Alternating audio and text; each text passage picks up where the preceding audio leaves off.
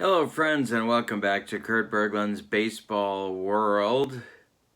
Today we are doing the second of two videos explaining how to create your own vintage Statis Pro player cards. In part one of this series, which is archived on my channel, I demonstrated how to create player cards for position players, and today we're going to do the pitchers, the pitching side, and then you should be ready to make your own cards. Now this is for vintage Statis Pro, not the stuff that's available that other people have created. This is from the Avalon Hill directions right here. This is an old deal from their instructions. So I'm on pages, if you have a copy of the original game for Statis Pro Baseball, I'm on pages 3 and 4 for this video, and you can follow along. Check out channel membership for lots more videos on stats, data, replays, World Series stuff, baseball history. All you have to do is follow the link that's in the description for this video, and you can check out everything that's there for a membership on my channel. All right, so with no further ado, let's dive into the process to make your own Statis Pro cards for pitchers. Okay, this is, and we're going to use some actual vintage Statis Pro cards as we walk through the process. This is from the 1985 set. This particular card happens to be Dwight Gooden, who was the best pitcher, I would say, in baseball in 1985. I don't think there's much dispute about that. So we start here on the instructions with the PB measurement. And of course, this is where a pitcher's ability to control the game comes from. There is a range from 2-9 to 2 on the good side to 2-5 on the bad side of pitcher ratings. All right, so it's a curve of sorts. So what I mean by that is that for the 2-9 PB rating, 5% of all pitchers get that. In 2 through 8, 10%, 2 through 7, 30%, 2 through 6, 40%, and finally 2 through 5, 15%. So in any individual season that you're interested in creating cards for, this should be the ratio of each of the ratings. So I wrote it out here for you to take a look at. So it's a rank by ERA. That's what we're doing. We're creating a rank here. That's what they use, the data they use for the PB measurement is earned run average. So 2 through 9 is top 5%. 2 through 8 is the next 10%. 2 through 7 is the middle, I guess we'd say. Well, the next highest would be 2 through 7 at 30%. The mid-range is actually 2 through 6. So the average pitcher to below average pitcher is a 2-6. And then the bottom group is 2 through 5, and that's 15%. But there, as you might guess, there are some exceptions to the rule. So if you take 2 through 8, 2 8s, all right, pretty good pitchers, they can drop to a 2-7 if they lost 10 games. So you have a 2-8 rating. They can drop to a 2-7 if they lost 10 games. For 2.7s, they become a 2.6 if they lost 20 games. All right. And a 2.6 can go up to a 2.7 if they won 20 games. And finally, a 2.5 can become a 2.6 if they won 12 games. So let's get into this a little bit more here. And I'll remove this so we can see it maybe a little better. So while we are using ERA calculations to come up with the 2.9s, the 2.8s, the 2.7s, the 2.6, and the 2.5s, and while we know that these are distributed in this percentage fashion, top 5%, the A students, if you want to call them that, are 2.9s. Then come your 10% of 2.8s and so on. But there are exceptions, and the exceptions are based on wins and losses. So that can be adjusted. Now, where am I getting that from? How do I know this? Well, I'm on the third page of the instructions. Here are your exceptions in the lower right corner of the third page. And this puts in print what I just told you verbally. All right. So, PB ratings are basically an ERA measurement. Basically. But they can be fudged by wins and losses on the pitcher's record. All right, and then, in case you're wondering about the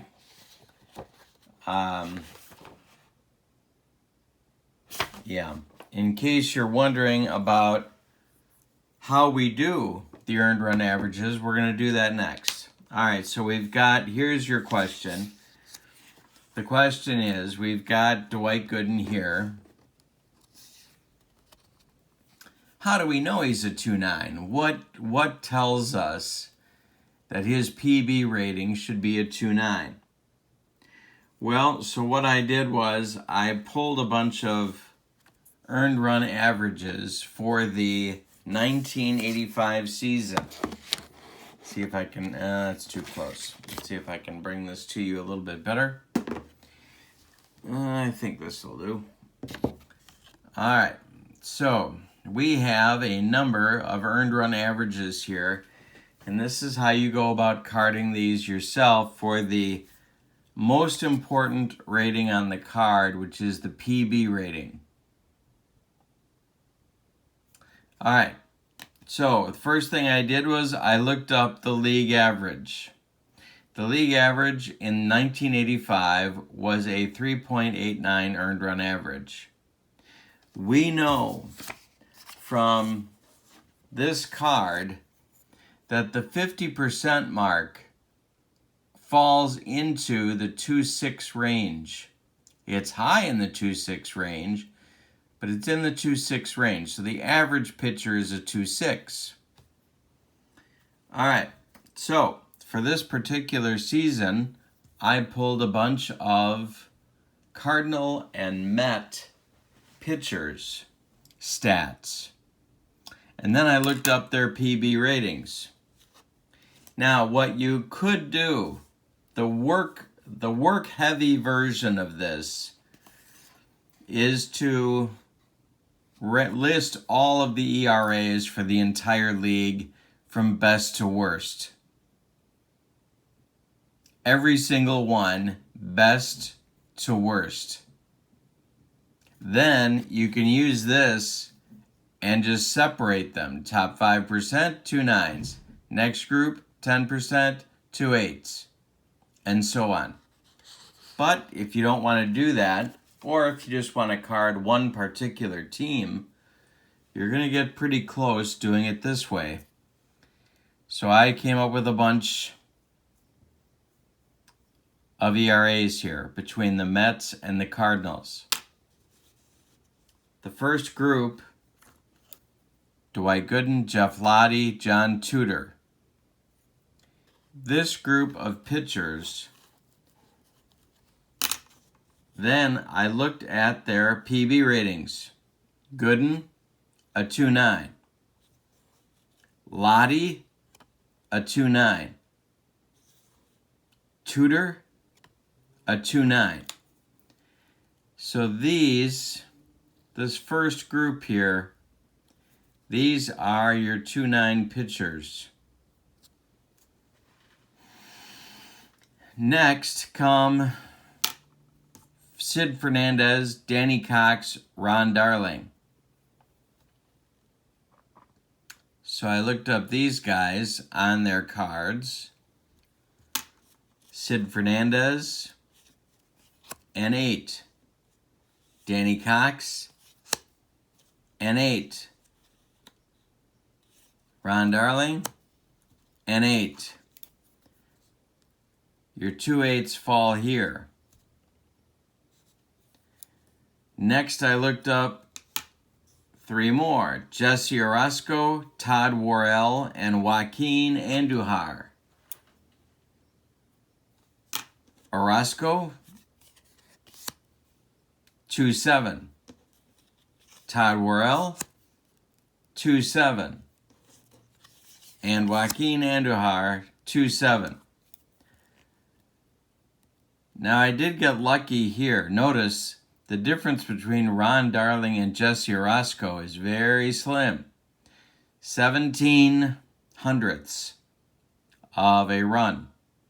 So somewhere in here is the cutoff between a 2.8 and 2.7. This gap is a little larger, almost a full run. So I'd have to do a little bit more tinkering to find out where it falls here. My guess, somewhere around an ERA of around 2.20 would be your cutoff. All right. Now we get to the average batch of pitchers. Bill Campbell, Bob Forsch, Joe Baver. These are your 2.6s. Campbell, 2.6. Forsch, 2.6. Joe Baver, 2.6. Notice the amount that the spread entails here is getting wider. This is our 40% group. 40% of your pitchers fall into the 2.6 range. And last but not least, Matt Keogh, Joe Sambito, Pat Perry. Keogh, 2.5. Sambito, an ERA of 12.66 in an injury-plagued year. And Pat Perry has an ERA of 0. What's that about? All right, let's take a look. All of these guys, all 3 of these pitchers are 2.5s. Perry's a 2.5, Sambito's a 2.5, Keogh's a 2.5. All right, couple things. One, notice the cutoff at 9 hundredths of a run is somewhere between Baver and Keogh. At least it is for 1985. Now, obviously in different seasons where the league ERA is different, you got to kind of adjust that. Pat Perry had 6 appearances. So if a pitcher was not used very much, or hardly at all, they give him a 2.5, so he's not overused. Obviously, if you just went by his straight ERA, he'd be over in the 2.9s, but they don't want to do that. All right, so your splits fall in here for 1985.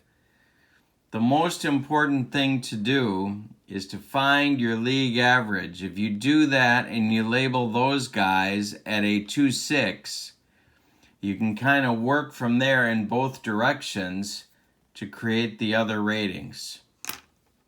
I hope that makes sense. All right.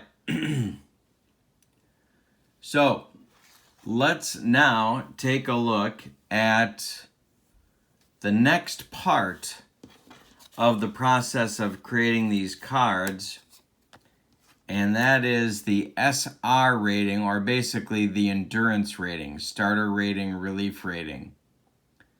How many hits, walks, and runs and hit by pitches can they give up and still retain their endurance? That's the question we're trying to answer here. So let's take a look at that now. All right, so we're back to our sample here, Dwight Gooden. And we're going to try and understand how he gets an endurance of 10. So what's the formula? Well, the formula is earned run average times 1.75 first. That's the first part of the formula. Gooden's earned run average is a 1.53 for the 1985 season. His ERA was 153. Okay, so we multiply that by 1.75 and we get 2.68. Then, so we set this number aside for a moment. The second part of the calculation is to take Gooden's walks plus his hits and divide it by the games played, or pitched in this case. 69 walks for Gooden on the 85 season, 198 hits allowed, divided by 35 starts. He didn't have any relief appearances.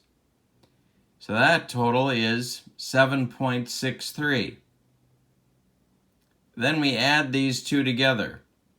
2.68 plus 7.63. So rough rounding puts that at about 10.5.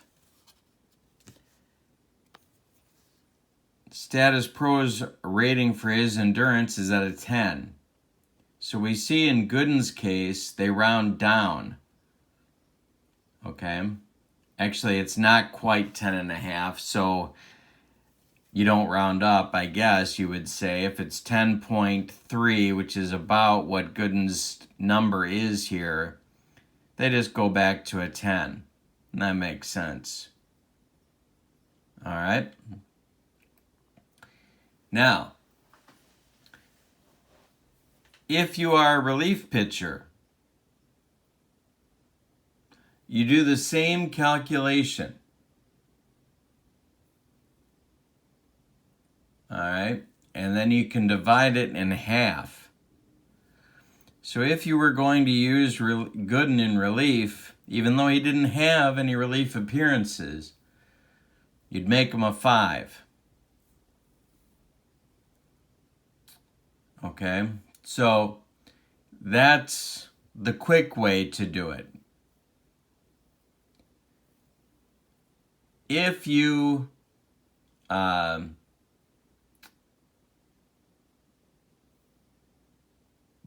if you want to get more precise, you have a few standards you can use here in their instructions.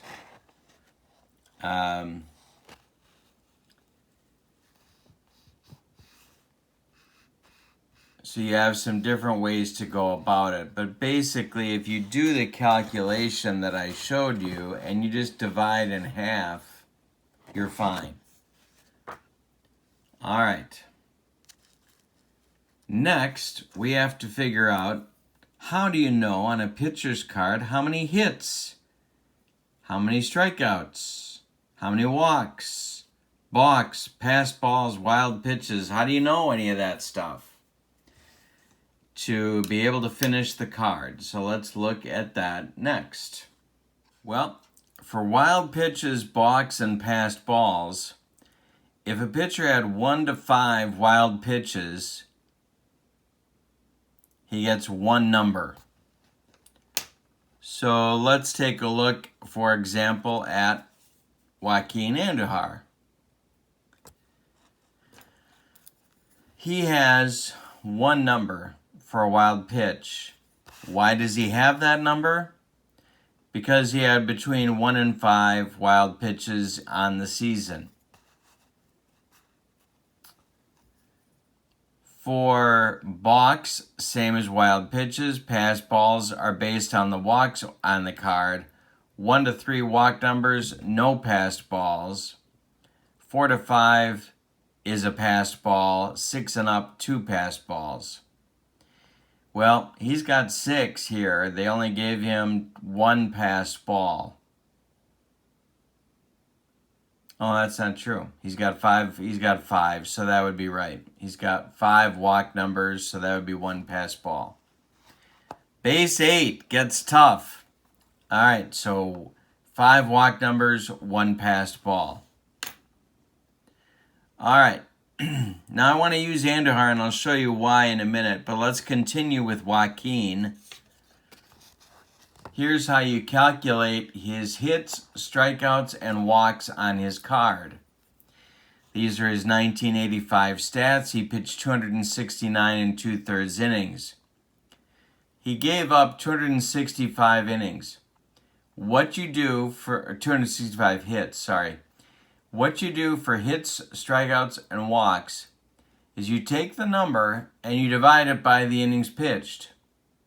So he had 265 hits, you divide it by 269, and you get 0.99. You take his strikeouts. He had 112 strikeouts. You divide that by 269, and you get 0.42. His walks, 82 walks divided by 269, 0.31. Now you need those numbers because the next thing that you're going to do is to look at a chart. All right, and the chart is on page 4 of the instructions, and I picked Gooden because I wanted a 2-7 pitcher here in the middle of the chart. So first we're going to go from the bottom up, and we're going to look at strikeouts. I'm sorry, no, we'll look at walks first. We'll go from the bottom up, we'll look at walks. He had 0.31 for his walk number. He's a 2-7 pitcher, and that gives you 0.31 to 0.35 gives you 5 walk numbers. And sure enough, on his card with a base 8 system, he has 5 walk numbers from 28 to 34. All right, next we'll look at strikeouts. Strikeouts are at a 4.2 for Andujar. We're still on the same chart.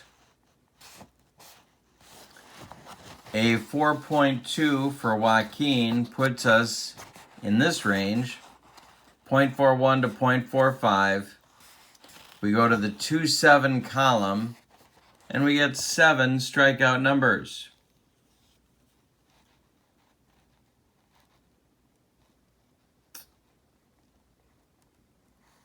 And so we're a little low. We got 1, 2, 3, 4 strikeout numbers. All right, so again, this is another example, and we saw this in the hitters cards where sometimes they're using judgment. They're fudging things. He should have 7 numbers. He's got 4. Last but not least is hits, singles. Andujar, his number is 0.99. We follow the chart, hits per innings, 0.95 to 1.05 is where the 0.99 falls.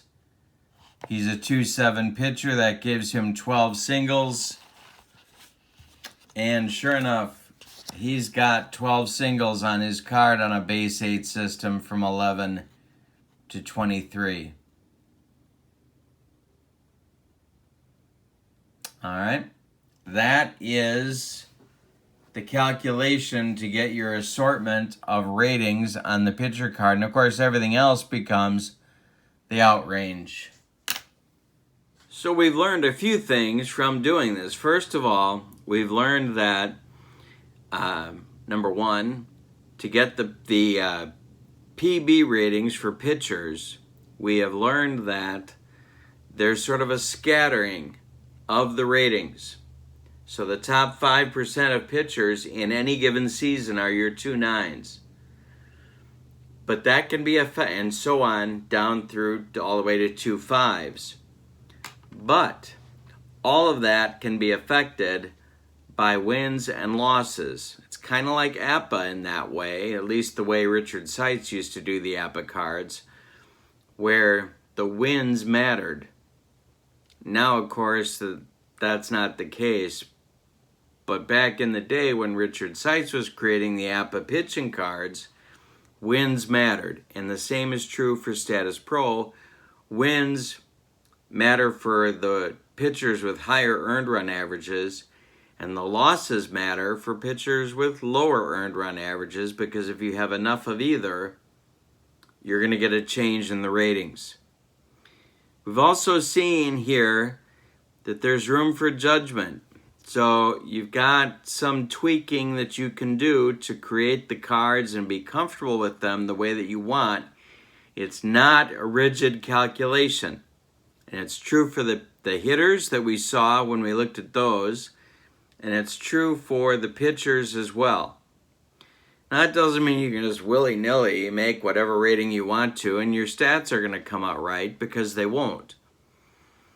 But there's places for things to split. Joaquin Andujar in 1985 only had 112 strikeouts. You know, people remember him as a very hard thrower, and certainly by 85, he was a very veteran pitcher by that point. But even in his heyday, Joaquin Andujar did not strike out tons of people. And so, if you look at the ratings, maybe you'd come up with the conclusion that, 6 or 7 is too many strikeout numbers for him to have. And that might make sense. Okay, so rating the pitchers. This is your video on that. There's another video on my channel for how to rate position players. I hope this has been helpful to you. I do take requests, and that's how these videos got made, or why these videos got made. If you have questions, please put them in the comments below. Don't forget to check out channel membership to my channel. Thank you for joining me today. I hope you enjoy Vintage Statis Pro. Have a good day. So long, everybody.